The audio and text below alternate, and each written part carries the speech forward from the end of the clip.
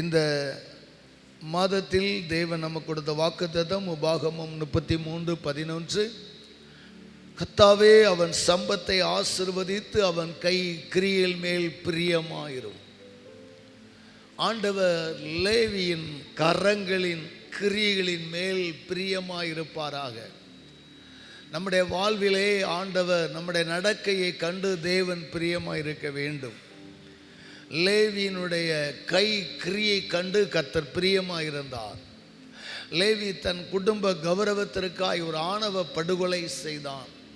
ஆனால் அதே லேவி கர்த்தருக்காக தன் கரங்களில் ஈட்டியை எடுத்து துன்மார்க்கனை, பாவத்திற்கு காரணமானவனை, சபையின் அழிவுக்கு காரணமானவனை, இஸ்ரவேலின் தேவனுடைய நாமத்தை துக்கப்படுத்தினவனை கொன்று போட்டது நிமித்தமாய் லேவியை கர்த்தர் ஆசீர்வதிக்கிறார். அல்லேலூயா, அல்லேலூயா. மாம்சத்தில் செய்த ஒரு கொலை சாபத்தில் முடிந்தது. கிறிஸ்துவுக்காக, தேவனுக்காக, தேவனுடைய நாம வைராக்கியத்திற்காக ஒரு பாவம் செய்கிறவனை குத்தி போட்ட போது அவன் சாபம் மாறி அவனை தான் ஆண்டவர் நித்திய பட்டத்திற்குரிய ஆசாரியனாய் வைப்பேன் என்றார். ஸோ நம்முடைய ஆக்டிவேஷன், நம்முடைய கரங்களின் கிரியைகள் கர்த்தருக்கு பிரியமாக இருந்தால் கர்த்தர் நம்மளை ஆசீர்வதிப்பார். அல்லேலூயா. நம்முடைய கை கிரியைகள் ஆண்டவருக்கு பிரியமாக இருந்தால் தேவன் ஆசீர்வதிப்பார். தேவன் சொல்லுகிறார், நான் உங்களை எகிப்து தேசத்திலிருந்து புறப்பட பண்ணி நீங்கள் சிதறுண்டிருக்கிற தேசங்களிலிருந்து உங்களை சேர்த்து கொள்ளும்போது சுகந்த வாசனை நிமித்தம் உங்களுடைய நற்கந்த வாழ்க்கை, உங்களுடைய சாட்சி உள்ள வாழ்க்கை நிமித்தம் நான் உங்கள் மேல் பிரியமாயிருப்பேன். அல்லேலூயா சொல்லுங்களேன். லேவி பட்டயத்தை எடுத்து ஒரு பெரிய அழிவை நிறுத்தினான். பட்டயத்தை எடுத்து அழிவை நிறுத்தினதினால் ஆண்டவர் பிரியமாக இருந்தார். அதே வேளையை புதிய ஏற்பாடு செய்யக்கூடாது. புதிய ஏற்பாடு என்ன செய்யணும் சொல்லுங்கள்? நற்கந்தமாக இருக்கணும், நற்கிரிகளை செய்யணும். சொல்லுங்கள், நல்ல செயல்களை செய்யணும். லேவி செய்த மாதிரி யாராவது பாவிகளை கண்டு என்ன குத்தி மலத்திடக்கூடாது. பாஸ்டர் சொன்னாங்கன்னு. அல்லேலூயா.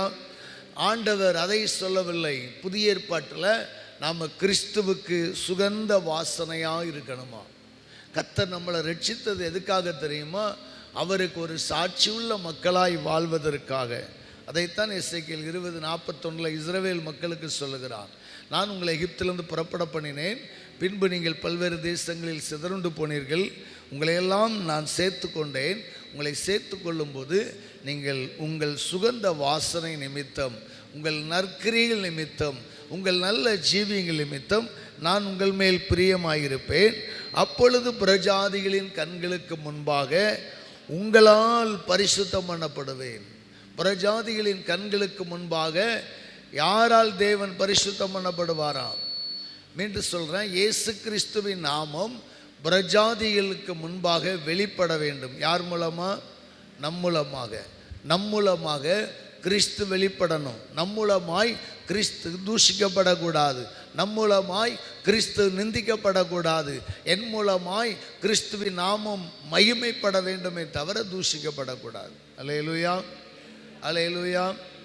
ஆமாம், நீலாம் ஒரு கிறிஸ்தவனான்னு கேட்டுறக்கூடாது. நான் என்னுடைய சாட்சியில் சொல்லியிருப்பேன் நினைக்கிறேன். பல வருடங்கள் லைசன்ஸ் இல்லாமலே தான் ஓட்டிக்கிட்டு இருந்தேன். என்ன சின்ன வயசுலேயே நான் பைக்கு வாங்கி ஓட்டின ஆள், புல்லட்லாம் ஓட்டியிருந்தேன். என்ன ஆனால் பல வருஷங்கள் பைக் லைசன்ஸ் இல்லாமலே ஓட்டினேன்.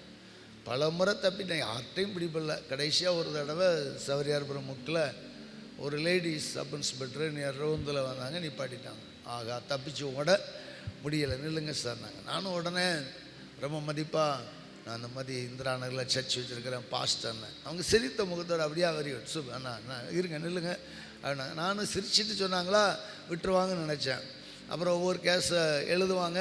அப்புறம் சர்ச் எங்கே இருக்குதுன்னு கேட்பாங்க, பதில சொல்லுவேன். அதுக்குள்ளே அடுத்த வண்டி பிடிப்பாங்க, அதை எழுதுவாங்க. இப்படி ஒரு 15 நிமிஷம் நிப்பாட்டி வச்சுட்டாங்க. சரி, அப்போ நம்மகிட்ட ஏதோ ரொம்ப கேட்க போகிறாங்க போல், பேச போகிறாங்க போல், நம்மளை விட்டுருவாங்கன்னு சொல்லி சந்தோஷமாக இருந்தேன். எல்லாத்தையும் அனுப்பிட்டு போலீஸ்காரனை கூட கொஞ்சம் தள்ளி நிற்போ, நீ அங்கிட்டு போப்போ அந்த வண்டி எப்படின்னு அனுப்பிட்டாங்க. ஏன்னா இனி திட்டுறது யாருக்கும் தெரியக்கூடாதுன்னு நல்லா திட்டினாங்க. நீங்கள்லாம் பாஸ்டர் என்ன அப்படின்னாங்க. அல்லேலூயா. நீங்கள்லாம் பாஸ்டர். முதல்ல ரொம்ப அன்பாக கேட்டவொன்னே நான் விட்டுருவாங்கன்னு நினச்சேன். விட்டுட்டாங்க. ஏன்னா நீங்கள்லாம் ஒரு பாஸ்டர், நீங்கள்லாம் யாருக்கு பிரசங்கம் பண்ணுறீங்க? நீங்களே இப்படி இருந்தால் எப்படி? சட்டத்தை மதிக்கணுமா இல்லையா? ஐயோ வச்சு வாங்குன்னு வாங்கினாங்க. இதுக்கு ஒரு அடி அடிச்சுட்டு 500 ரூபா கேட்டால் கூட கொடுத்துட்டு வந்துடலாம். அந்த கேள்வி என்னை உடைத்தது.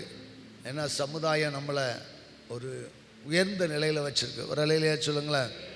ஆமாம், நம்ம ஒரு உயர்ந்த நிலையில் இருக்கிறோம். அந்த அம்மா மறுபடியும் அதான் சொன்னாங்க. சரி போங்க, சீக்கிரம் லைசன்ஸ் போட்டுருங்க. ஃபைன் போடலை, வேறு கேஸ் எழுதலை, விட்டுட்டாங்க. ஆனால் அவங்க விட்டாலுமே எனக்கு சந்தோஷம் இல்லை.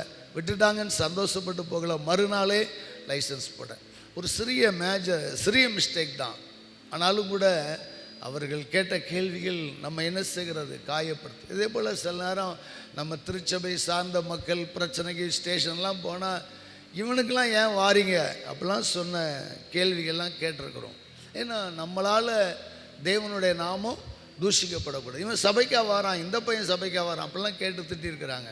ஏனென்றால் சபைக்கு வருகிறவர்கள் நன்றாக இருப்பார்கள். அரசாங்கம் நினைக்குது கிறிஸ்டியன் நல்லா இருப்பான், கிறிஸ்தவன் நல்லா இருப்பான்னு இந்த உலகம் ஏற்றுக்கொள்ளுகிறது. ஆனால் நாம் சாட்சியற்ற ஜீவியம் செய்வோமே ஆனால் நம்ம இந்த தேசம் என்ன செய்யும், வித்தியாசமாக பார்க்கும். ஆண்டவர் சொல்கிறார், என்னுடைய உங்களை சேர்த்து கொள்ளும்போது, சர்ச்சில் சேர்த்து கொள்ளும்போது, என் பிரசன்னத்தில் உங்களை சேர்த்து கொள்ளும்போது உங்கள் சுகந்த வாசனை நிமித்தம் நான் உங்கள் பேரில் பிரியமாயிருப்பேன். அல்லேலூயா. உங்கள் சுகந்த வாசனையுள்ள ஜீவியம், சுகந்த வாசனையுள்ள ஆராதனை அல்ல, சுகந்த வாசனையுள்ள ஜீவியத்து நிமித்தம் நான் உங்கள் பேரில் பிரியமாயிருப்பேன். அது மாத்திரமல்ல, அப்பொழுது பிரஜாதிகளின் கண்களுக்கு முன்பாக நான் உங்களால், உங்கள் மூலமாக பரிசுத்தம் பண்ணப்படுவேன் என்கிறார். அல்லேலூயா. அன்புக்குரிய தேவ மக்களே, நாம் பழைய ஏற்பாட்டில் ஒரு லேவியினுடைய ஸ்டோரியை மட்டும் அல்ல, நியூ டெஸ்டமென்ட்டில் பிரஜாதி மார்க்கத்திலிருந்து ஆண்டவரை ஏற்றுக்கொண்ட ஒரு மனிதன் ஆண்டவருக்கு எப்படி சாட்சியாய் வாழ்கிறார் என்பதை குறித்து நாம் தியானிக்கலாம். இந்த 2 கொரிந்தியர் 2வது அதிகாரம் 14வது 15வது வசனம். கிறிஸ்துவுக்குள் எப்பொழுதும் எங்களை வெற்றி சிறக்க பண்ணி எல்லா இடங்களிலேயும் எங்களை கொண்டு அவரை அறிகிற அறிவின் வாசனையை வெளிப்படுத்துகிற தேவனுக்கு ஸ்தோத்திரம். Praise God. அப்போஸ்தலன் பவுல் கொரிந்து சபைக்கு தன்னுடைய நிருபங்களை எழுதும்போது விதமாய் சொல்லுகிறார், கிறிஸ்துவுக்குள் எப்பொழுதும் எங்களை வெற்றி சிறக்க பண்ணி, ஆண்டவராகிய இயேசு கிறிஸ்துவின் நாமத்தில் நாங்கள் எப்பொழுதும் ஒரு ஜெயமுள்ள வாழ்க்கை வாழ்கிறோம், ஜெயமுள்ள வாழ்க்கை வாழ்கிறோம். எல்லா இடங்களிலேயும், போகிற இடங்கள் எல்லாவற்றிலேயும், திரும்புகிற இடங்கள் எல்லாவற்றிலேயும் எங்களை கொண்டு ஒரு டீம், என்னை கொண்டுன்னு சொல்லலை, என்னோடு இருக்கிற என் நண்பர்களை கொண்டு, எங்களை கொண்டு ஆண்டவரை அறிகிற அறிவின் வாசனையை வெளிப்படுத்துகிற தேவனுக்கு ஸ்தோத்திரனார். அல்லேலூயா. இல்லை கவனிங்க, பவுலடியார் சொல்கிறார், என் வாழ்க்கை வெற்றி உள்ள வாழ்க்கை. நம்பர் 2, நாங்கள் போகிற இடமெல்லாம் ஆண்டவரை ஜனங்கள் அறிகிறார்கள். நாங்கள் போகிற இடமெல்லாம் கிறிஸ்துவை அறிவிக்கிறோம். எதனால? ஒரு துண்டு பிரசுரம் கொடுப்பதினால் அல்ல. எங்கள் லைஃப், எங்கள் சாட்சி, எங்களை காண்கிறவர்கள் இயேசுவை அறிகிறார்கள். எங்கள் வாழ்க்கை மூலம் இயேசுவை அறிகிறார்கள். எங்கள் நடத்தை மூலம் இயேசுவை அறிகிறார்கள். எங்கள் பேச்சு மூலம் இயேசுவை அறிகிறார்கள். எங்களுடைய ஊழியங்கள் நிமித்தமாய், எனக்குள் இருக்கிற வல்லமை நிமித்தமாய் ஜனங்கள் இயேசுவை அறிகிறார்கள். அந்த அறிவின் வாசனையை வெளிப்படுத்துகிற தேவனே உமக்கு ஸ்தோத்திரம் என்கிறார். அல்லேலூயா. நாம் எங்கே கடந்து சென்றாலும் நம் மூலமாய் கிறிஸ்து மகிமைப்படுவாராக. அல்லேலூயா. நாம் எங்கே கடந்து சென்றாலும் நம் மூலமாய் தேவன் மகிமைப்படுவாராக. நாம் ஒரு துக்க வீட்டுக்கு போனாலும் சரி, ஒரு கல்யாண வீட்டுக்கு போனாலும் சரி, நாம் ஒரு பொருட்காட்சிக்கே போனாலும் சரி, ஒரு ஷாப்பிங் மால் போனாலும் சரி, ஒரு மார்க்கெட்டு போனாலும் சரி, அங்கே கர்த்தர் மகிமைப்பட வேண்டும். அல்லேலூயா. எத்தனை பேர் என் மூலமாக இயேசு மகிமைப்படுகிறார் என்று சொல்ல முடியும்? ஆண்டவர் நம் மூலமாய் மகிமைப்பட வேண்டும் என்றால் சக மனிதர்களோடு அன்பு செலுத்த வேண்டும். ஒரு புன்னகை, ஒரு சிரித்த முகத்தோடு பேசணும், விசாரிக்கணும், மற்றவங்களோட நட்பு பாராட்டணும், என்ன அவர்களுக்கு ஆண்டவரை பற்றி சொல்லணும். ஆண்டவரை பற்றி சொல்லணுங்கிறது இல்லாட்டா கூட அவங்களா கேட்குற அளவுக்கு நம்முடைய ஃபேஸ் கட் இருக்கணும். அல்லேலூயா. ஃபேஸ் கட்டுனா முகபாவனை. ஆமாம், பிறருக்கு உதவுகிற ஒரு ஃபேஸ் கட்டு தார ஆண்டவரே. என் மேலே என் முகத்தில் இருக்கிற அந்த பிரசன்னம் என்கிட்ட மக்கள், அக்கா எனக்கு சபைக்கு போக ஆசையாக இருக்கு, நீ கூட்டிகிட்டு போங்கன்னு சொல்லணும். அந்த அளவிற்கு என் வாழ்க்கையை மாற்றும் ஆண்டவரே. அப்போஸ்தலனாகிய பவுல் சுகந்த வாசனையாய் போகிற இடங்களெல்லாம் வெற்றி சிறந்தார். அல்லேலூயா. போகிற எல்லா இடங்களிலேயும் சுகந்த வாசனையாய் ஒரு வாசனையை வெளிப்படுத்துகிற தேவனுடைய மனிதராக இருந்தார். அவருடைய ஜேர்னி பல இடங்கள் இருக்கிறது, பல இடங்கள் போயிருக்கிறார். ஆனால் அப்போஸ்தலர் நடபடிகளில் மட்டும் ஒரு 5 காரியங்களை நாம் வேகமாய் தியானிக்கலாம்.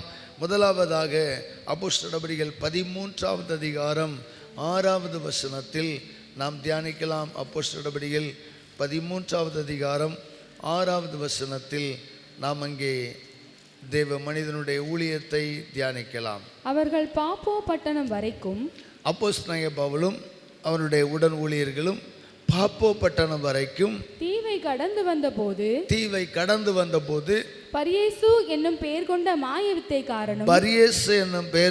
மாயவித்தைக்காரனும் கள்ள தீர்க்கதரிசியுமான ஒரு யூதனை கண்டார்கள். அவன் விவேகமுள்ள மனுஷனாகிய செர்கியு பவுல் என்னும் அதிபதியோடு கூட இருந்தான். அந்த அதிபதி பர்னபாவையும் சவுலையும் அழைப்பித்து அவர்களிடத்தில் தேவ வசனத்தை கேட்க ஆசையா இருந்தான். அல்லேலூயா. வலுக்கட்டாயமான சுவிசேஷம் அல்ல. டிராக்ஸை தூக்கி வீட்டுக்குள்ள போடல. ஐயா இயேசுவை ஏற்றுக்கொள்ளுங்க பவுல் சொல்லவே இல்லை. ஒரு பட்டணத்தின் அதிபதி அவர்களை அழைத்து இயேசுவை பற்றி கேட்க ஆசையாக இருக்கிறான். அல்லேலூயா. ஒரு பட்டணத்தினுடைய தலைவன் பவுல் அழைத்து எனக்கு இயேசுவை பற்றி சொல்லுப்பா, இந்த ரட்சிப்பை பற்றி சொல்லுப்பான்னு கேட்குறான். அப்போ பவுலடியாருடைய வாழ்க்கை எப்படி இருக்குன்னு பாருங்கள். இப்போ பவுல் பேசிக்கிட்டு இருக்கிறாரு. பேசிகிட்டு இருக்கும்போது அந்த அதிபதி கூட ஒருத்தர் இருக்கிறான். அவன் பேர் பரியேசு. அவன் ஒரு யூதன், ஆனால் மாயவித்தைக்காரனும் கள்ளத்தீர்க்கதரிசியுமான ஒரு மனிதன். யூதன் தான், கள்ளத்தீர்க்கதரிசியா யூதன் தான், ஆனால் மந்திரவாதி. இவன் என்ன பண்ணுறான், இந்த அதிபதிகிட்ட ஒட்டிக்கிட்டே இருக்கிறான். அதிபதியோடு இருந்து என்னத்தையாவது குறி சொல்கிறது, ஜோசியம் சொல்கிறது, அதிபதிகிட்ட காசை வாங்கிட்டே கறந்துக்கிட்டே இருக்கிறான். இப்போ பவுல் இயேசுவை பற்றி அறிவிக்கும்போது அந்த அதிபதி தேவ வசனத்தை வாஞ்சியோடு கேட்டுக்கொண்டிருக்கிறான். ஆனால் மாயவித்தைக்காரன் என்ன பண்ணுறான், இந்த அதிபதி கேட்டுட்டார்னா, ரட்சிக்கப்பட்டுட்டார்னா நம்ம சொல்ல கேட்க மாட்டார், நம்ம சொல்கிறபடி என்ன செய்ய மாட்டார், உடை உடுத்த மாட்டார், நம்ம சொல்கிறபடி எதுவும் சாஸ்திரம் சம்பிரதாயம் பார்க்க மாட்டார். நமக்கு வருமானம் போச்சுன்னு சொல்லி அந்த அதிபதியினுடைய விசுவாசத்தை திருப்பும்படி அவன் எதிர்த்து நின்றான். அல்லேலூயா. அப்போ அடுத்த வசனம் வாசிக்கலாம். 9. அப்பொழுது பவுல் என்று சொல்லப்பட்ட சவுல் பரிசுத்த ஆவியினால் நிறைந்தவனாய் அவனை உற்று பார்த்து, எல்லா கபடமும் எல்லா பொல்லாங்கும் நிறைந்தவனே, பிசாசின் மகனே, நீதிக்கெல்லாம் பகைஞனே, கர்த்தருடைய செம்மையான வழிகளை புரட்டுவதில் ஓய மாட்டாயோ? இப்பொழுதே கர்த்தருடைய கை உன்மேல் வந்திருக்கிறது. சில காலம் சூரியனை காணாமல் நீ குருடனா இருப்பாய் என்றான். உடனே மந்தாரமும் இருளும் அவன் மேல் விழுந்தது. அவன் தடுமாறி கைலாக கொடுக்கிறவர்களை தேடினான். அப்பொழுது அதிபதி சம்பவித்ததை கண்டு கர்த்தருடைய உபதேசத்தை குறித்து அதிசயப்பட்டு விசுவாசித்தான். பவுலுடைய ஆக்டிவேஷன் எப்படி இருக்குங்கிறத பாருங்க. பவுலை அந்த அதிபதி தான் கூப்பிட்டு சுவிசேஷத்தை கேட்கிறான். சுவிசேஷத்தை பிரசங்கிக்கும் போது சுவிசேஷத்திற்கு இடரலாய் இருக்கிற மனிதனை எப்படி கடிந்துள்ளுகிறான் என்று பாருங்கள். வேதம் சொல்லுகிறது, பரிசுத்த ஆவியினால் நிறைந்து கடிந்து கொண்டான். அல்லேலூயா. திட்டுறதுக்கும் ஆவியில் நிரம்பணும், சண்டை போடுறதுக்கும் ஆவியில் என்ன செய்யணுமா, நிரம்பணும். மாம்ச சண்டைகளில் கிறிஸ்துவுக்கு விரோதமான யுத்தம். ஒரு அதிபதி இயேசுவை ஏற்றுக்கொண்டா அந்த பட்டணமே இயேசுவை ஏற்றுக்கொண்ட மாதிரி. பவுலுக்கு ஒரு பெரிய சந்தோஷத்தோடு சுவிசேஷம் அறிவிக்கிறான். ஆனால் அந்த மந்திரவாதி அவனை திசை திருப்பி குறுக்க மறுக்க பேசிக்கிட்டே இருக்கிறான். அப்பொழுது பரிசுத்த ஆவியினால் நிறைந்தவனாய் அவனை உற்று பார்த்து, எல்லா கபடம் எல்லா பொல்லாங்கும் நிறைந்தவனே, பிசாசின் மகனே, நீதிக்கெல்லாம் பகஞ்சனே, கற்சம்மையான வழிகளை புரட்டுவதில் ஓயமாட்டாயோ? இப்பொழுதே உன் மேலே கர்த்தருடைய கரம் அமருகிறது. கர்த்தருடைய கை உன் மேலே இப்போதே வந்திருக்கிறது. சில கால சூரியனை காணாமல் நீ குருடனாயிருப்பாய் என்றான். உடனே மந்தாரமும் இருளும் அவன் மேல் விழுந்தது. அவனால் வீட்டை விட்டு வெளியே போக முடியவில்லை. வாசல் எது என்று தெரியவில்லை. கையிலாக கொடுக்கிறவர்களை தேடினான். அப்பொழுது அதிபதி இந்த காரியங்களை எல்லாம் கண்டு, பவுல் சொன்னபடியே நடந்துருச்சு, அதை கண்டு அவன் இயேசுவை குறித்து விசேஷித்த அந்த உபதேசத்தை குறித்து ஆச்சரியமாய் கேட்டான். தொடர்ந்து ஊழியம் நடந்துச்சு. உடனே பவுல் போகலை. கண்ணு குருடாகிறது பவுலுடைய விருப்பம் அல்ல. அவன் அப்புறப்படுத்தப்பட்டான். பவுல் உபதேசித்தான். இந்த தேசாதிபதி ஆச்சரியப்பட்டு ஆண்டவராய் இயேசு கிறிஸ்துவை விசுவாசித்தான். இரட்சகரை ஏற்றுக்கொண்டான். கரங்களை தட்டி ஒரு அல்லேலூயா சொல்லுவோமா? அல்லேலூயா. அன்பான தேவனுடைய பிள்ளைகளே, சுவிசேஷத்துக்கு எதிராக இருக்கிறவன் யாராக இருந்தாலும், நாம் ஒரு நபரை ரட்சிப்புக்குள் நடத்த விரும்புகிறோம், நாம் ஒரு நபரை ஆண்டவருக்குள் வழி நடத்த விரும்புகிறோம், அவர்களை வஞ்சிக்கும்படி, அவர்களை திசை திருப்பும்படி யார் வந்தாலும் அவர்கள் நமக்கு எதிராளிகள். நம்முடைய உறவுகளாக இருக்கலாம், அவர்கள் நமக்கு வேண்டியவர்களாக இருக்கலாம். ஆனால் சுவிசேஷத்திற்கு எதிராய் நிற்கிறவன் தேவனுக்கு விரோதமானவன். அவனை கடிந்து கொண்டு, அவனை சபித்து, அவனுக்கு ஒரு பனிஷ்மெண்ட்டை வாங்கி கொடுத்துட்டு கர்த்தருடைய ஊழியத்தை செய்கிறான். ஒருவேளை உங்களுக்கு அந்த பனிஷ்மெண்ட்டை வாங்கி கொடுக்கணுங்கிற அவசியம் இல்லை. வைராக்கியமாக நாம் சுவிசேஷம் அறிவிக்கணும். அல்லேலூயா. இந்த பட்டணத்தில் நாம் யாருக்கெல்லாம் நற்செய்தி சொல்ல போகிறோமோ அப்போது இடரலாக இருக்கிறவர்களை கர்த்தாவே நீர் அப்புறப்படுத்தும் என்று ஜெபிக்கிறவர்களாய் காணப்பட வேண்டும். அதிபதிகளை ஆண்டவருக்குள்ளே கொண்டு வரணும். தலைவர்களை ஆண்டவருக்குள் கொண்டு வரணும். ஏதோ ஏழை எளியவர்களை அல்ல, பிரபுக்களை ஆண்டவரிடத்தில் கொண்டு வர வேண்டும். நீங்கள் ஜெபித்து பாருங்கள். ஆண்டவர் உங்கள் சுவிசேஷ ஊழியத்தில், அவுட்சோர்சிங் ஊழியத்தில் ஒரு மாபெரும் காரியங்களை செய்வார். அல்லேலூயா. இரண்டாவதாக பவுலடியாருடைய மனம் வீசுகிற மற்றொரு ஊழியம் லீஸ்திரா என்கிற பட்டணத்தில், பாப்போ பட்டணத்தில் அதிபதிக்கு முன்பாக மனம் வீசின பவுலடியார் இப்போது 14வது அதிகாரம் 8வது வசனத்திலே நாம் வாசிக்கலாம். லீஸ்திராவிலே ஒருவன் தன் தாயின் வயிற்றிலிருந்து பிறந்தது முதல் சப்பானியா இருந்து ஒருபோதும் நடவாமல் கால்கள் வழங்காதவனாய் உட்கார்ந்து பவுல் பேசுகிறதை கேட்டு கொண்டிருந்தான். அவனை பவுல் உற்று பார்த்து, ரட்சிப்புக்கு ஏற்ற விசுவாசம் அவனுக்கு உண்டென்று கண்டு, நீ எழுந்து காலூன்றி நிமிர்ந்து நில் என்று உரத்த சத்தத்தோடே சொன்னான். உடனே அவன் குதித்தெழுந்து நடந்தான். இரண்டாவதாக லிஸ்திரா என்கிற பட்டணத்துக்கு பவுலடியாருடைய ஊழியம் நடைபெறுகிறது. அங்கே பவுல் பிரசங்கித்து கொண்டிருக்கிறார். பிரசங்கத்தை அநேகர் கேட்டுக்கொண்டிருக்கிறாங்க. அதிலே ஒரு மனிதன் இருக்கிறான். அவன் தாயின் வயிற்றிலிருந்து பிறந்தது முதல் சப்பானி, ஒருபோது நடக்காதவன். அவன் ரொம்ப ஆர்வமாய் கேட்டுக்கொண்டிருந்தான், ரொம்ப உற்சாகமாய் கேட்டுக்கொண்டிருந்தான். அவன் கேட்கிற அந்த திங்கிங் காரியங்கள் அறிந்தான். பவுல் உற்று பார்த்து அவனுக்குள்ள என்ன இருக்கு? ரட்சிப்புக்கேற்ற விசுவாசம் இருக்கிறதை கண்டான். ஒரு அல்லேலூயா சொல்லுங்க. அல்லேலூயா. ரட்சிப்புக்கேற்ற விசுவாசம் இருக்கிறதை கண்டான். நீங்கள் பிரசங்கத்தை கேட்கும்போது உங்களுக்குள்ள இந்த பிரசங்கம் கிரியை செய்யும், என் வாழ்வை மாற்றும், எனக்காக ஆண்டவர் பேசுகிறார் என்று எப்போது விசுவாசிக்கிறீர்களோ அதுதான் ரட்சிப்புக்கு ஏற்ற கிரியை.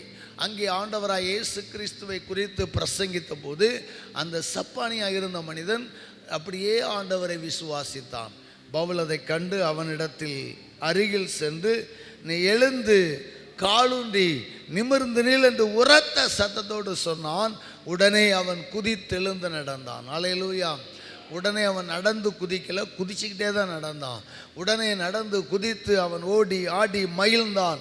பவுல் செய்ததை ஜனங்கள் கண்டு, ஓ தேவர்கள் மறுரூபம் எடுத்து நம்மிடத்தில் இறங்கியிருக்கிறார்கள் என்று சொல்லி அவர்களுடைய பாஷை லிக்கோவனியா பாஷைகளை சத்தமிட்டு பர்னபாவை யூப்பித்தர் என்றும் பவுல் பிரசங்கத்தை நடத்தினபடியினால் அவனை மெர்க்குரி என்றும் சொன்னார்கள். அவர்கள் பாஷையில் மெர்க்குரி என்றால் பிரசங்கத்தை நடத்துகிறவர். இவர்கள் என்ன சொன்னார்களாம்? தேவர்கள் இறங்கி விட்டார்கள், தேவர்கள் வானத்திலிருந்து இறங்கி இருக்காங்கப்பான்னு சொல்லி அவர்கள் சந்தோஷப்பட்டு, அது மாத்திரமல்ல அந்த பட்டணத்துக்குள்ளே இருந்த யூப்பித்தருடைய கோவிலின் பூசாரிகளும் அங்கே இருந்த பூசாரிகளின் அசிஸ்டண்ட் மக்கள் எல்லாம் பூமாலைகளை எடுத்துக்கொண்டு வாசலண்டையில் கொண்டு வந்து ஜனங்களோடு கூட பவுலுக்கு மாலையை செலுத்தி பவுலடியாருடைய காலில் விழுவதற்கு மனதாயிருந்தார்கள். ஒரு அலையிலேயே சொல்லுங்களேன். சுகமான மனுஷன் மட்டும் காலில் விழுறதுக்கு வரல, அந்த கூட்டத்தில் இருந்தவங்க மட்டும் அல்ல, இந்த செய்தியை கேட்ட அந்த கோவில் பூசாரிகள், அந்த பட்டணத்து மக்கள் எல்லாம் பவுலையும் பர்னபாவையும் கடவுளின் அவதாரம் என்று சொல்லி மறுரூபமாகி மறுரூபம் எடுத்து வந்திருக்கிறார்கள் என்று சொல்லி மாலைகளை கொண்டு வந்து போட ஆரம்பித்தார்கள். அல்லேலூயா. ஆனால் பவுல் என்ன பண்ணானா, தங்கள் வஸ்திரங்களை கிழித்து கொண்டு கூட்டத்துக்குள்ளே ஓடி, மனுஷரே ஏன் இப்படி செய்கிறீர்கள், நாங்களும் உங்களைப் போல பாடுள்ள மனுஷர் தானே என்று ஓடினார்கள் என்று பார்க்கிறோம். நன்றாய் கவனிங்கள். எவ்வளவு பெரிய வாசனை, தெய்வ வாசனை. சொல்லுங்க, என்ன வாசனை? தெய்வத்தினுடைய வாசனை. பவுலையும் அந்த பர்னபாவையும் மக்கள் தெய்வமாக கண்டார்கள். தேவர்கள் மறுரூபம் எடுத்து வந்திருக்கிறார்கள் என்று சொன்னாங்க. அது ஒரு காலம். ஆனால் இன்னைக்கு இருக்கிற ஊழியக்காரங்க காலம், தன்னை தேவர்களாய் காண்பிக்கிறார்கள், தன்னை கடவுளின் அவதார புருஷர்களாய் காண்பிக்கிறார்கள்.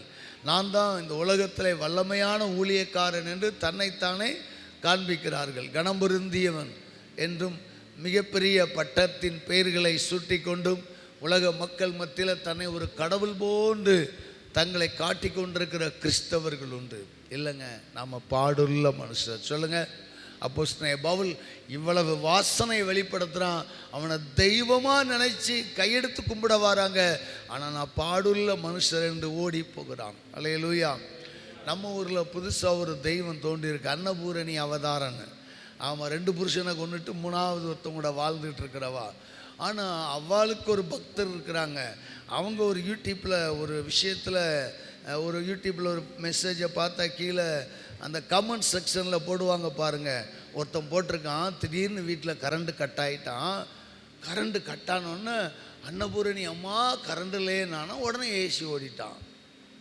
ஏசி ஓடித்தான் 21 தான் வச்சானா, ஆனால் 18 இருந்த கிளைமேட் இருந்துச்சான். என்ன அன்னபூரணி அம்மா எனக்கு கரண்ட் போகிற நேரம்லாம் ஏசி தாராங்க. ஹலோ, இந்த உலகம் அப்படி பைத்தியங்களால் நிறைஞ்சிருக்கு. அல்லேலூயா.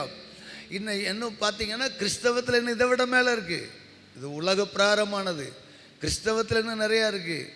ஆமாம், ஒரு முறை ஒரு ஊழியக்காரர் சொன்னார், தன்னுடைய ஒரு சாட்சியில் ஒரு விசுவாசியோட லாரி ஓட்டிகிட்டு போனேன்.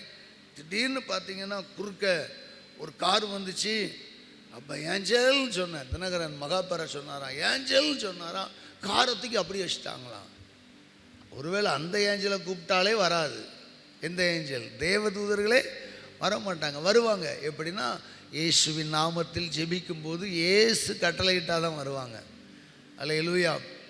ஆனால் இன்றைக்கி அப்படி மனிதர்களை தெய்வங்களாய் மாற்றுகிற கிறிஸ்தவ வட்டாரத்தில் நாம் வாழ்ந்து கொண்டிருக்கிறோம். 2 அற்புதம் செஞ்சுட்டு அவர்களை ஒரு கடவுளின் ஸ்தானத்தில் இன்றைக்கி உலகம் வைத்து கொண்டிருக்கிறது. இல்லைங்க, கடவுளுடைய அவதாரம் என்று மாலையோடு வர்றாங்க. இந்து கோவில் பூசாரி வருகிறான். ஆனால் இல்லை, நாங்கள் சாதாரண மனுஷர் என்று ஓடி ஒளிந்து கொண்டார்கள். கரங்களை தட்டி ஒரு அலையிலேயே சொல்லுமா.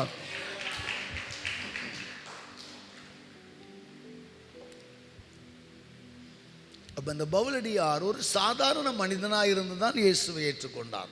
ஒருவேளை நீங்கள் பவுல்னோன்னு அவரை பெருசாக கிரியேட் பண்ணாதீங்க. பெரிய காரியங்களை செய்ததினால் இன்றைக்கு ஒரு பெரிய அடையாளமாக இருக்கிறார். ஆனால் ஆரம்பத்தில் அவர் யார்? இயேசுவை அறியாதவர், பாரம்பரியமான யூதராக இருந்தாலும் இயேசுவுக்கு விரோதமானவர், கிறிஸ்துவை ஆராதிக்கிறவர்களையெல்லாம் அடித்து துன்புறுத்துகிறவர், கிறிஸ்துவை வெறுத்தவர், கிறிஸ்துவின் உபதேசங்களை வெறுத்தவர், கிறிஸ்துவின் சீசர்களை வெறுத்தவர். இயேசுநாதருக்கு அவருக்கு சம்பந்தமே இல்லாமல் வாழ்ந்தார். ஆனால் ஒரு நாள் இயேசு உங்களை சந்தித்தது போல, என்னை சந்தித்தது போல அந்த பவுலை சந்தித்தார். அவ்வளவுதான். நம்மை போல சாதாரண மனிதன் தான். ஆனால் போகும் இடமெல்லாம் அவர் வாசனை வீசுகிற மனிதராக மாறினார். மூன்றாவதாக அவருடைய வாசனை வீசும் ஊழியத்தை நாம் பார்க்கலாம். அப்போஸ்தலர் நடபடிகள் 16வது அதிகாரம், சிறைச்சாலையின் அனுபவம். அப்போஸ்தலர் பவுலடியார் ஒரு பிசாசை துரத்தினது நிமித்தம், ஒரு மந்திரவாதி வருமானம் குறைந்தது நிமித்தம் அவர்களை சிறையில் அடைக்கிறார்கள். சிறையில் அடைக்கப்பட்டதான அப்போஸ்தலர் பவுல் சிறையிலே ஜெபிக்கிறார். நாம் எல்லாம் தெரிந்த சத்தியங்கள் தான். ஆனாலும் நாம் அதை தியானித்து அதே போல மாற நாம் ஜெபிக்கலாம். அங்கே அவர்கள் நடுராத்திரியிலே பவுலும் சீலாவும் ஜெபம் பண்ணி கொண்டிருந்த போது சிறைச்சாலையின் அஸ்திபாரங்கள் அசைந்தது, கட்டுகள் உடைந்தது, எல்லாரும் வெளியேறினார்கள். அங்கே நடந்த காரியம் என்ன? அங்கே பவுல் வாசனை வீசின ஒரு காரியம் என்ன தெரியுங்களா? வாசிக்கலாம். 27வது வசனத்தை நாம் வாசிப்போம். சிறைச்சாலை உடைந்தது அற்புதம் அல்ல, பவுல் தப்பும்படி சிறைச்சாலையை கர்த்தர் உடைத்தார். ஆனால் பவுல் தப்பல, மற்ற கைதிகள் தப்பினார்கள். மற்ற கைதிகள் தப்பினதினாலே சிறைச்சாலையின் அதிபதி, சிறைச்சாலையினுடைய ஜெயில் சூப்பரண்டன்ட் என்ன பண்ணாராம்? நித்திரை தெளிந்து சிறைச்சாலையின் கதவுகள் திறந்திருக்கிறதை கண்டு கட்டுண்ட எல்லா கைதிகளும் ஓடி போனார்கள் என்று எண்ணி பட்டயத்தை உருவி தன்னை கொலை செய்ய போனான். அல்லேலூயா. ப்ளீஸ் நல்லா கவனிங்க.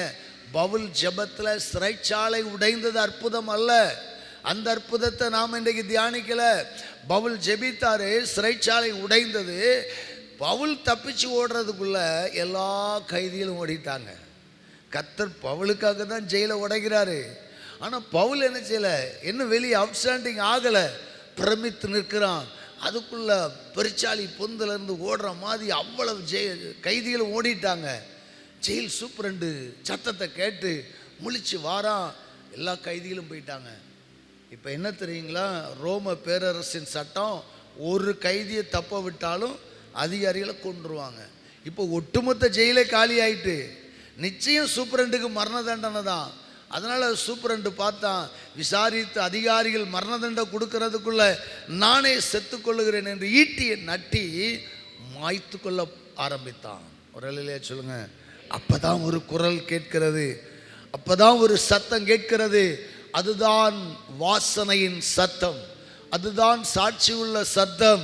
28 பவுல் மிகுந்த சத்தமிட்டு, நீ உனக்கு கெடுதி ஒன்றும் செய்து கொள்ள வேண்டாம், நாங்கள் எல்லோரும் இங்கே தான் இருக்கிறோம் என்றான். கரங்களை தட்டி ஒரு அலையிலே சொல்லுமா?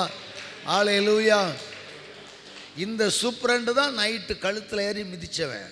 இந்த சூப்பரண்டு தலைமையில் தான் நைட்டு என்ன செஞ்சாங்க? கும்மு கும்முன்னு குத்துனாங்க.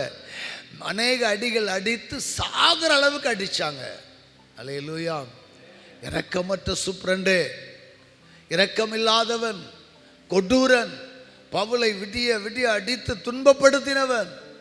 ஆனால் அவன் சாகிறது யாருக்கு பிடிக்கல? சொல்லுங்க, பவுலுக்கு பிடிக்கல. இதுதான் நற்கந்தகமான வாசனை. ஒரு அலையிலே சொல்லுவோமா? என் எதிரி தானே தொலையட்டும், இல்லை எனக்கு விரோதமானவன் தானே சாகட்டும், அவன் பிள்ளை தானே கெட்டு போச்சு, கெட்டு போகட்டும், இல்லை நாங்கள் இங்கே இருக்கிற வரை தேசத்துக்கு கெடுதி நேரிடக்கூடாது. ஒரு அலையிலே சொல்லுமா?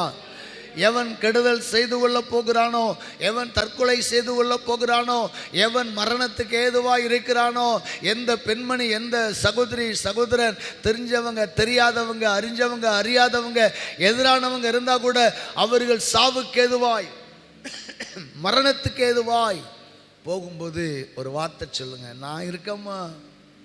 ஒரு அலையிலேயே சொல்லுங்களேன்.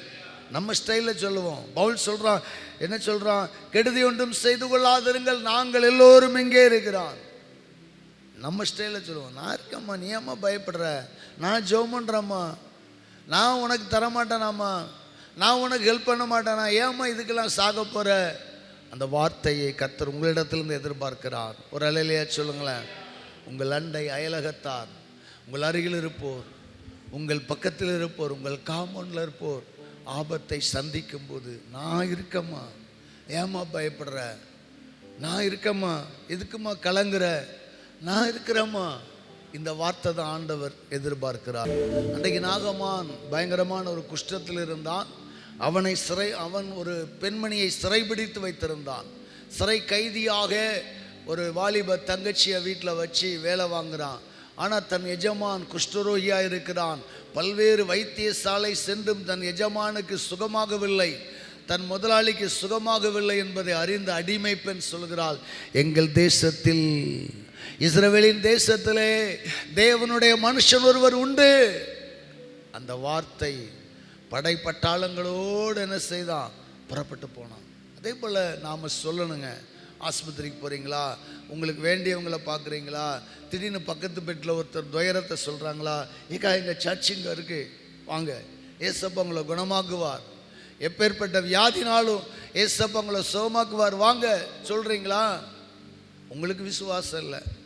நான் சொல்லி வா வருவாளாக்கும், நான் சொல்லி வா போவாளாக்கும், அப்படியே வா போயிட்டாலும் இவளுக்கு சுகம் ஆயிருமாக்கும். என்னைக்கு நமக்கு விசுவாசம் இல்லையோ அன்றைக்கு சுவிசேஷம் செத்து விட்டது. தைரியமாக சொல்லுங்கள். நம்ம சர்ச்சுக்கு அப்படி நிறைய மக்கள் வந்திருக்கிறாங்க.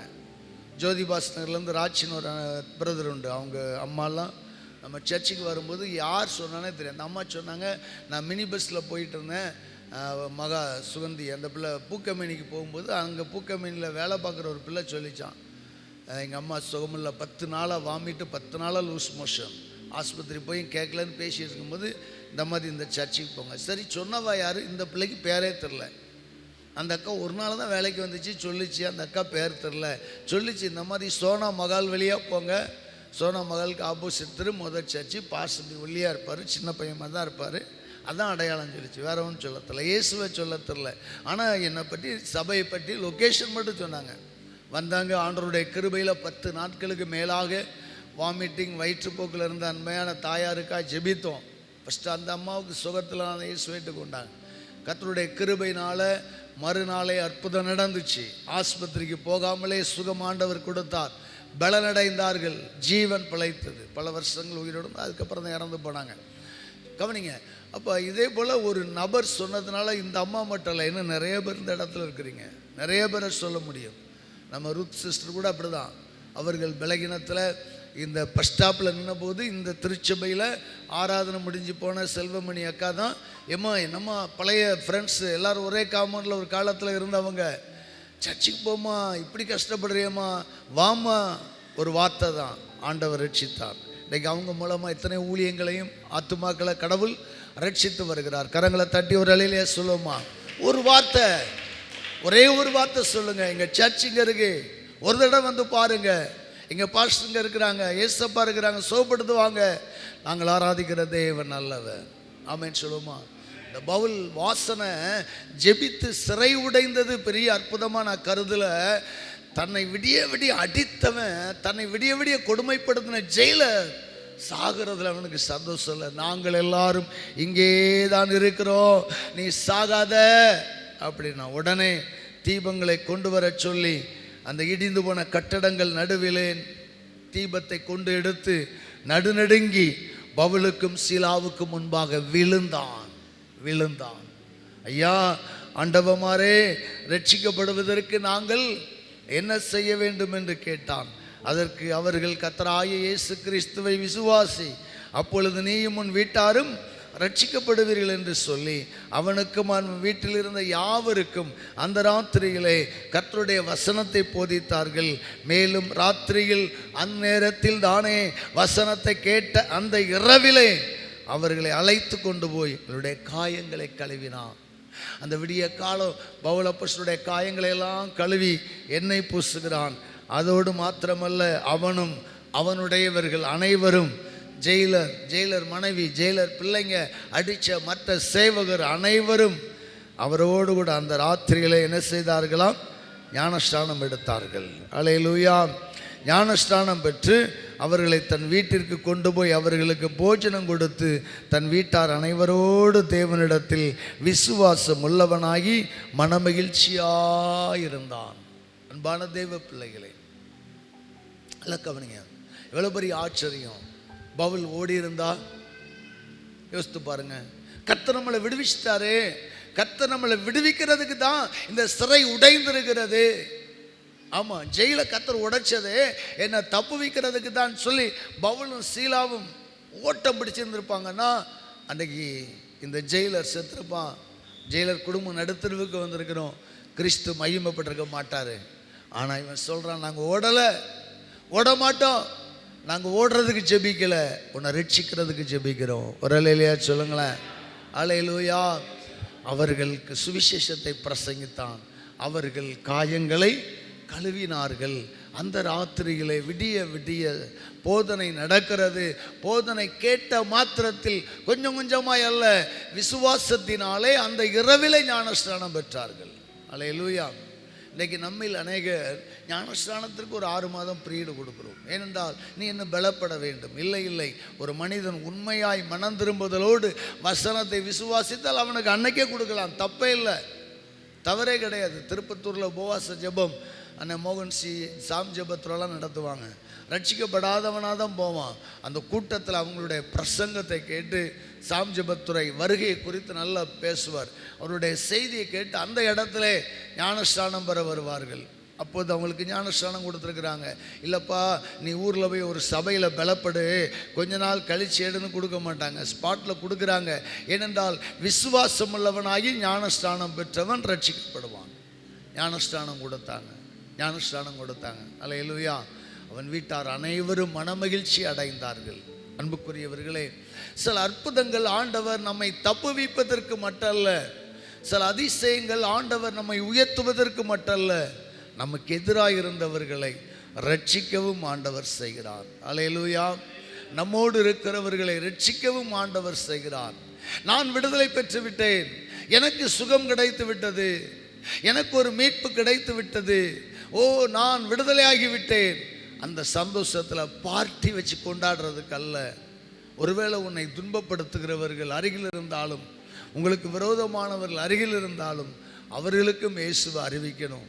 அதுதான் நற்கந்தகமான வாசனை வீசுகிற ஒரு அற்புதமான ஊழியம் என்பதை நாம் மறந்துவிடக்கூடாது. அடுத்த ஒரு காரியத்தை வாசிக்கலாம். 4வதாக அப்போஸ்தலர் நடபடிகள் 26வது அதிகாரம் முடிச்சிட போகிறேன். அப்போஸ்தலர் நடபடிகள் 26வது அதிகாரம் 28வது வசனம். அப்பொழுது அகிரிப்பா பவுலை நோக்கி, நான் கிறிஸ்தவன் ஆகிறதற்கு கொஞ்சம் குறைய நீ என்னை சம்மதிக்க பண்ணுகிறாய் என்றான். அதற்கு பவுல், நீர் மாத்திரமல்ல, இன்று என் வசனத்தை கேட்கிற யாவரும் கொஞ்சம் குறைய மாத்திரமல்ல, இந்த கட்டுகள் தவிர முழுவதும் என்னை போல் ஆகும்படி தேவனை வேண்டிக் கொள்ளுகிறேன் என்றான். இவைகளை அவன் இங்கே அப்போஸ்தலனாகிய பவுலடியார் ஒரு விசாரணைக்காய் கொண்டு போகப்படுகிறார். அங்கே 25வது அதிகாரத்தில் பெஸ்ட் விசாரிக்கிறார். பார்த்தீங்கன்னா ஒவ்வொரு அதிபதிகளாய் விசாரிக்கிறார்கள். கடைசியில் அகிரிப்பா ராஜாவின் விசாரணைக்கு கொண்டு போகிறாங்க. அகிரிப்பா ராஜாவின் விசாரணையில் பவுலுடைய ஸ்டேட்மெண்ட்டை பார்த்தீங்கன்னா 26:4 என்ன 26 வரை பேசுகிறார். 26வது அதிகாரம் 4 to 26 குறிச்சிடுங்க. எவ்வளோ அழகாக பவுல் சாட்சி சொல்கிறாரு. இது பவுலுடைய ஸ்டேட்மெண்ட், டெஸ்டிமனி. அவருடைய சாட்சி எவ்வளவு அற்புதமாக சொல்கிறாருன்னு படிங்க. யாருக்கு முன்னாடி சொல்கிறாரு? அகிரிப்பா ராஜாவுக்கு முன்னாடி. அகிரிப்பா ராஜா கேட்ட கேள்வி என்ன? என்னப்பா உன்னை குற்றச்சாட்டி இருக்கிறாங்க, நீ என்ன உத்தரவு சொல்ல போகிற? அதைத்தான் அகிரிப்பா ராஜா கேட்குறாரு. ஒருவேளை இந்த பவுல், ஐயா நான் குற்றம் செய்யலை, என்னை விட்டுருங்க ஐயா அல்ல, அழகாக பேசுகிறான். கடவுள் எப்படி என்னை ரட்சித்தார், எப்படி நான் ஆண்டவரை சந்தித்தேன், நான் எப்படி வாழ்க்கை வாழ்ந்தேன், இன்றைக்கு என்ன செய்கிறேன், மிக அற்புதமாய் பேச பேச பேச பேச பேச அகிரிப்பா சொல்கிறான், உன் சாட்சியை கேட்டுக்கிட்டே இருந்தால் நீ என்னையே கிறிஸ்டினா மாற்றிடுவா போலப்பா அப்படின்றான். எங்கே? ஜட்ஜிக்கு முன்னாடி. அல்லேலூயா சொல்லுங்களேன்.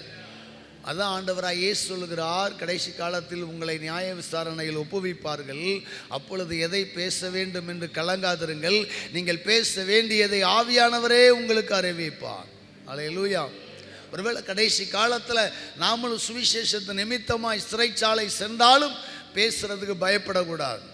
என்னை விட்டுருங்கன்னு கேட்கக்கூடாது, மன்னிச்சிருங்கன்னு கேட்கக்கூடாது. நான் யார், நான் கிறிஸ்துவுக்குள் யார் என்பதை அழகாக பவுல் உபதேசிக்கிறார். சாட்சியை கண்டிப்பாக வீட்டில் போய் படிங்க. அழகாக உபதேசிக்கிறாரு. அந்த சாட்சியை அகிரிப்பா ராஜா கேட்க கேட்க கேட்க கேட்க கேட்க சொல்கிறான், நீ கொஞ்சம் விட்டியன்னா நான் கிறிஸ்தவன் ஆகிறதற்கு கொஞ்சம் குறைய நீ என்னை சம்மதிக்க பண்ணுகிறாய். அப்படின்னா என்ன அர்த்தம்? கொஞ்சம் கொஞ்சமாக என்னையே மாற்றிக்கிட்டு இருக்கப்பா, உன் சாட்சி என்னை மாற்றுகிறது. பவுல் சொல்கிறான், நீர் மாத்திரம் அல்ல, இன்று என் வசனத்தை கேட்கிற யாவரும் கொஞ்சம் குறைய மாத்திரமல்ல, இந்த கட்டுகள் தவிர முழுவதும் என்னை போலாகும்படி தேவனை வேண்டிக் கொள்ளுகிறேன். என் மேலே கயிறை வச்சு விலங்கு வச்சு கட்டிருக்கிறீங்களே, இந்த கட்டுகள் தவிர மீது எல்லாரும் என்னை போல ஆக வேண்டும் என்று வேண்டிக் கொள்ளுகிறேன் என்றான். வரலையா சொல்லுவோமா? அல்லேலூயா. ராஜாக்களுக்கு முன்பாக ரட்சிப்பின் வாசனை வீசியது. ராஜாக்களுக்கு முன்பாக பவுலடியார் மேலே ஒரு வாசனை வீசியது. அந்த வாசனையை அகிரிப்பா முகர்ந்தான். அந்த வாசனையை கண்டு அகிரிப்பாவை ஆச்சரியப்படுகிறான். என்னையே மாற்றி விடுவாய் போல. கல்யாண வீடு போனால், கருமாதி வீடு போனால், ஊர்க்கதை பேசுகிறத விட்டுட்டு ஏசப்பா கதையை பேசுங்க. ஒரு அலையிலையா சொல்லுங்களேன். நீங்களாம் போகும்போது நிறைய இடங்கள் உங்களை கேட்கத்தான் செய்கிறாங்க, என்ன நீ இப்போ அலையிலையா சபைக்கு போயிட்டியாமே? உடனே முக்காட விடு, இப்போ அதெல்லாம் பேசக்கூடாது. இப்போ தான் பேசணும். ஆமாம் போயிட்டேன், உங்க கூட சேர்ந்து கொட்டடிச்சிட்டு வந்தேன்ல, உங்க கூட சேர்ந்து மாலை போட்டு வந்தேன்ல, நடந்து கால் வலிச்சதான் மிச்சம், எனக்கு ஒரு விடுதலை இல்லை, என்னைக்கு இயேசு வைத்துக்கொண்டேனோ இன்னைக்கு நல்லா இருக்கேன்னு சொல்லி அழுகுரலை விட உங்கள் குரல் கேட்கணும். என்னடா இங்கே வந்து ஒருத்தி உபதேசம் பண்ணிக்கிட்டு இருக்கா அப்படின்னு சொல்லி மாரடிச்சு அழுகிற அக்கா மாதிரி நிற்கணும். அந்த அளவுக்கு பேசணும். ஆனால் நாம் என்ன சொல்லணும் தெரியுமா? அந்த இடத்துல பேச வெட்கப்படுகிறோம், பயப்படுகிறோம். நம்ம ரட்சிக்கப்பட்ட தெரிஞ்சுட்டுனா இல்லை நக்கல் பண்ணுவாங்களோ. கேட்டுட்டா சொல்ல ஆரம்பிங்க. கல்யாணம் விடா போகிறீங்களா சொல்ல ஆரம்பிங்க, பேசுங்க. யார் உங்களை சந்தித்து என்ன நீ சபைக்கு போயிட்டியாமே, இல்லையே நான் போகல அப்படிலாம் சொல்லாதீங்க. ஆமாம் போயிருக்கிறேன், சபைக்கு போகல, இயேசுவண்ட போயிருக்கிறேன், உன்னதமான தேவனுடைய சமூகத்துக்கு போயிருக்கிறேன், ராஜாதி ராஜாவின் சத்தியத்தை கேட்க போகிறேன், தைரியமாக சொல்லுங்கள். ஆனால் இன்றைக்கு அநேகர் அச்சப்படுகிறோம். ஏன் தெரியுமா? சமுதாயத்தில் நம்மளை ஒதுக்கிடுவாங்க, அரசாங்கம் தருகிற சலுகை பெயரும், இன்னும் பலவிதமான வெக்கம் அச்சம் இருக்கிறது. அல்லேலூயா. ஆமாம், அகிரிப்பா ராஜாவை பவுல் மாற்றினான். பவுலுடைய சாட்சி டெஸ்டிமனி ஒரு ராஜாவையே மனம் திரும்ப வைத்தது என்று பார்க்கிறோம். அன்பு தெய்வ மக்களை, கடைசியாக அப்போஸ்தலர் நடபடிகள் 28வது அதிகாரம் 6வது வசனம். இந்த பவுலடியாருடைய பிரயாணத்தில் கப்பல் சேதம் உண்டாகிறது. கப்பல் சேதம் உண்டாகி அவர்கள் கடலில் செத்துருன்னு நினச்சாங்க, ஆனாலும் சாகலை, பிழைச்சாங்க. அந்த கப்பல் சேதம் அடைந்து கப்பலில் ஒரு அணிய கட்டையை பிடிச்சிட்டு பவுல் மிதந்து வருகிறார். அங்கே ஒரு தீவினுடைய அருகிலே ஒதுங்குகிறார்கள். அந்த தீவினுடைய பெயர் மெலித்தா தீவு. என்ன தீவு? மெலித்தா தீவு. 28:1 நாங்கள் தப்பி கரை சேர்ந்த பின்பு அந்த தீவின் பேர் மெலித்தா என்று அறிந்தோம். ஆமாம், கடலில் கப்பல் உடஞ்சி ஒரு கட்டையை பிடிச்சிக்கிட்டு மிதந்து வரார், மெலித்தா தீவு. அந்த மக்களெல்லாம் என்ன எல்லாருமே அன்பு செலுத்துவோம். ஒரு ஆபத்தில் வந்திருக்கிறான், கப்பல் உடஞ்சி உயிர் தப்பி வந்திருக்கிறாங்கன்னு சொல்லி எல்லாரும் உப்புமா கிண்டி கொடுக்க, டீ போட்டு கொடுக்க, எல்லாரும் இறக்கப்பட்டு அன்பு செலுத்துகிறாங்க. அன்பு செலுத்திட்டு இருக்கிறாங்க. ஆனால் மழை நேரம், சரியான குளிர் நேரம். என்ன பண்ணுறாங்க? நெருப்பு போட்டு என்ன பண்ணுறாங்க? குளிர் காய்ந்து கொண்டிருக்கிறார்கள். நம்ம ஊரில் விறகு மூட்டி குளிர் காயும் இல்லை, அதே போல்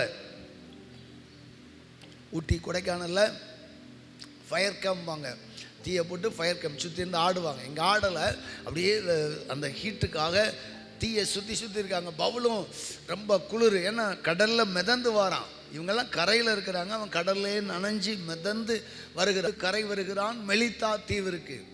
அந்த தீவில் தீவுக்காரங்கெல்லாம் இறக்கப்பட்டு நன்மை செய்கிறாங்க. அவர்கள் ஒரு டீயை போட்டு கொடுக்குறாங்க. அங்கே குளிர் காய்ந்து கொண்டிருக்கிறார்கள்.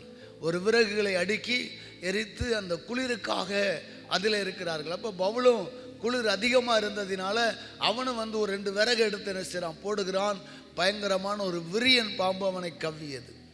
பாம்பினுடைய பெயர் எழுதப்பட்டிருக்கிறது, அங்கே வாசிக்கலாம் 3வது வசனத்தில். பவுல் சில விறகுகளை வாரி அந்த நெருப்பின் மேல் போடுகையில் ஒரு விரியன் பாம்பு அனல் உரைத்து புறப்பட்டு அவனுடைய கையை கவ்வி கொண்டது. கொத்திட்டு போகல, கவ்வி கொண்டது, தொங்கிட்டு இருக்கு. அவன் என்ன பண்ணுறான், அவன் கையில் தொங்குகிறதை அந்நியராகி அந்த தீவார் கண்டபோது, ஏன்னா பாம்பு கொத்திட்டு போவான், ஆனால் இவனை கடிச்சிட்டு ருசித்துக்கிட்டே இருக்கு. எவ்வளோ விஷம் கக்கும் விரியன் பாம்பு, ஒரு டச் பண்ணிட்டு போனாலே செத்துருவாங்க. ஆனால் இவனை கடித்து உறிஞ்சிக்கிட்டு இருக்கு. அதை அந்த தீவுக்காரங்க கண்டபோது, எப்பா இந்த மனுஷன் அகிரிப்பா ராஜாட்ட தண்டனை இல்லாமல் தப்பி வந்தாலும், கடலில் சாக வேண்டியவன் அங்கே தப்பி வந்தாலும் இங்கே சாக போகிறான். அப்போ இவன் கொலை பாதகன், இவன் பெரிய தப்பு பண்ணவன், சந்தேகம் இல்லை. ஏன்னா சமுத்திரத்துக்கு தப்பி வந்து பலியானது இவனை விடலை, இவனை பிடிச்ச சாபம் இவனை விடலைன்னு சொல்லி கொண்டார்கள். அவன் என்ன பண்ணான், அந்த பூச்சியை தீயிலே உதறி போட்டு ஒரு தீங்கு அடையாதிருந்தான். ஒரு இலையிலேயே சொல்லுங்களேன், எல்லாரும் வாயில் முறை வருதா மூக்கில் முறை வருதான்னு பார்க்காங்க. இவன் சீப்பா பிசாசுன்னு சொல்லி அந்த தீயிலை உதறி போட்டான். அது தீயிலை எரிந்தது. அவன் வீக்கம் கண்டு சாவான் அல்லது முறைகக்குவான் என்று பார்த்து கொண்டிருந்தார்கள். ஒரு சேதமும் அவனுக்கு வராததை கண்டபோது வேறு சிந்தையாகி, அப்பா இவன் தேவன் என்று சொல்லிக் கொண்டார்கள். கரங்களை தட்டி ஒரு அலையிலே சொல்லுமா, இவன் சாதாரணமான மனிதன் அல்ல, இவன் தேவன். தேவன். கண்களை மூடி நாம் எல்லாம் ஜெபிக்கலாம். இவன் தேவன் என்று சொல்லிக் கொண்டார்களாம். அன்புக்குரியவர்களே, பவுல் மேல் இருந்த அந்த அபிஷேகம், பவுல் மேல் இருந்த அந்த ரட்சிப்பின் வாசனை அவனை கொண்டு எல்லா இடங்களிலேயும் கர்த்தர் வெற்றி சிறக்க பண்ணினார். ஜெயிலுக்கு போனாலும் வெற்றி, நீதிமன்றத்துக்கு போனாலும் வெற்றி, சமுத்திரத்துக்கு போனாலும் வெற்றி, விஷப்பாம்பு கிடைத்தாலும் சேதப்படுத்தாத வாழ்க்கை. அல்லேலூயா, அல்லேலூயா. ஆசீர்வதிக்கப்பட்ட அற்புதமான வேலைக்காய் ஜெபிக்கிறோம். இந்த மாதத்திலும் கூட அன்பின் ஆண்டவர் எங்களை ஒரு விஷயம் ஆசீர்வதி. நான் உங்களை ஜனங்களிலிருந்து புறப்பட பண்ணி நீங்கள் சிதறுண்டிருக்கிற தேசங்களிலிருந்து உங்களை சேர்த்து கொள்ளும் போது சுகந்த வாசனை நிமித்தம் நான் உங்கள் பேரில் பிரியமாயிருப்பேன் என்று சொன்ன சேனைகளின் கர்த்தர் சுகந்த வாசனையா இருங்க. பவுல் போனது போல போகிற இடமெல்லாம் சுகந்த வாசனையா இருங்க. உங்களால் சபை பேர் நாறக்கூடாது, உங்களால் கிறிஸ்துவின் பெயர் நாற்றம் எடுக்கக்கூடாது, உங்கள் நிமித்தம் கிறிஸ்து தூஷிக்கப்படக்கூடாது, உங்கள் நிமித்தம் கிறிஸ்து நிந்திக்கப்படக்கூடாது, என் நிமித்தம் தேவனுடைய நாமம் தூஷிக்கப்படக்கூடாது. என் நிமித்தம் தேவன் மகிமைப்படுவாராக, என் நிமித்தம் தேவன் மகிமைப்படுவாராக, என் நிமித்தம் தேவன் மகிமைப்படணும்பா. ஒரு விசை வாசனை வீசும் ஆண்டவரே பாத்திரங்களாக எங்களை மாற்றுங்க. பவுலடியார் போகும் எல்லா இடங்களிலேயும் வெற்றி சிறக்க பண்ணி அவரை அறிகிற அறிவின் வாசனையை வெளிப்படுத்தினது போல நாங்கள் போகும் இடமெல்லாம் வெற்றி சிறக்கணும்.